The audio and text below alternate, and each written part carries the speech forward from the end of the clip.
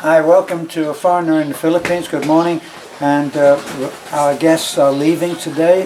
We're sorry to see them go. Actually, we're evicting them, but we've had a great time. We had a very full day yesterday, but I already did an update on that. But what we wanted to do before they left is we wanted to get their love story. And so it's over to them. What happened? What the heck happened to you? Me? Well, I don't know quite how to begin. I was in a unhappy situation, you know, back in the States. I was unhappy with several things, but I decided I needed to make some changes. So I don't know. Well, one of the things I did was when I started to research the Philippines, I started to sponsor a child in consolation, and one of the things that she needed at the time was an umbrella, and so I was in contact with her on Facebook, and someone here was selling some items, doing some reselling, and so she had a cute little umbrella for sale that had a flower on top, and so I saw her on there, and I thought she was kind of cute, and I friended her and asked if I could buy one of those umbrellas, right? And so I bought an umbrella from her to send to Manila, is the name of the little girl in Cebu, and on the way to deliver it to the post office, some sort of accident happened. I'm gonna have to kill that rooster. I'm sorry. Just a second. I'm gonna have to kill the rooster. Okay. Rather have to.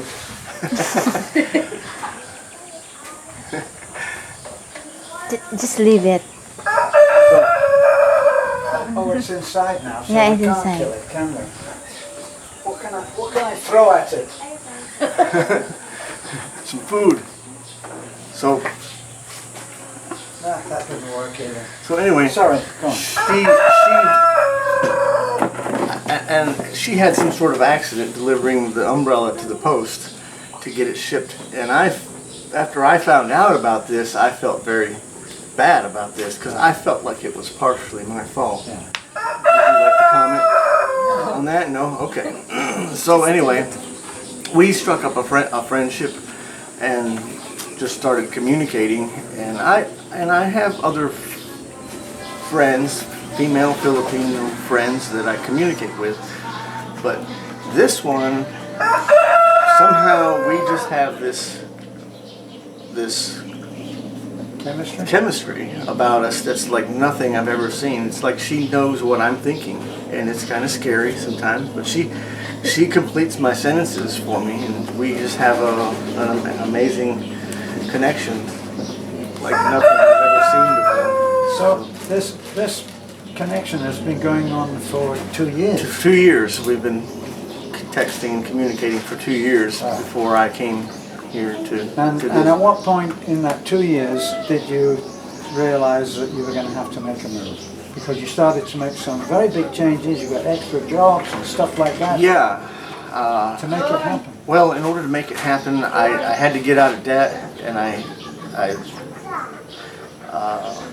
sold some things, some possessions, and downsized, simplified my life. But I also worked extra jobs wherever I could to earn extra money to get the plane ticket and make sure I could get over here. So it was very important. I made it like my top priority to be able to get over here. Now you're a very skilled. You're a very skilled man. Well, I do a very technical reporting job with an electronic medical record system, and not just anyone can do these things that I'm doing. So yeah. But you're not above getting quite menial tasks, cleaning up people right. and all of that Yeah. in order to make it happen with Maria. Yeah, I was doing janitorial work. I was painting houses, Right. cleaning, blowing leaves off people's yards, whatever I had to do to Right. make it happen. And then Yeah. then you got a new job. And it all seemed to happen all at the same time. Yeah, it was very unexpected. I bought my plane ticket in September, and in January a job came up in South Carolina, and I applied for this job, and I wasn't happy where I was, and much to my surprise, they knew about my vacation upcoming, and they still offered me the job. So that's quite a Compliment. quite a compliment. So I'm very happy with that organization to be working for them. And so it is a substance abuse treatment facility, and they do detox and help people off of the drugs and alcohol. So it's That's great. Well, we've got to hear from Maria. yeah. Charot. I don't know what to say. Well, why did you like this guy? What about this guy is so special? Oh my God. I don't know. Well, actually, Come on, answer na. I'm sure that you do know. Right, Maria. Tell me 3 things that you like about Rick. His honesty, sweet, and very caring. Yeah, I could say the same about her. So, all qualities then. I didn't hear you mention money, or I didn't hear you mention... The money doesn't matter. Right. It's Yeah. not about the money. That's what I told him every day. When we text, when he wanted to send me something, and I said, all I need is you. All I want is you, and not the money. Yeah, she's the only one that's really been very honest with me about everything, and she doesn't get jealous if I text another friend, and she's the one that when I said I want to go take an adventure tour and drive around the Philippines or go here and there, would you like to go? She said anywhere with you, and she's the only one that said anywhere with you. So she's amazing. Every day I'm just amazed by this woman. So the thing is that we've had in our life, in our relatives, in our extended family, we've had situations where people have taken years before the visit happened, and it has proved to be a love story. We've also had the other side where it doesn't prove to be a love story, but the important thing is to present the fact that everybody is different. Every story is different, and this is a story that discounts all of the bad stuff because it turned out great. So the plan is what? Well, Future? both of us have to get our situations worked out to some degree. I need to complete a divorce in the U.S., and she's got her annulment situation that she needs to work on, and maybe next year we can do a K1 visa or some sort of... Now I think with the K1 visa, that is the visa to go for because it takes less time. And once that is done, I would suggest that perhaps you should start the process sooner when you don't need to go. So you start the process, and then when you have it, you don't have to come the next day.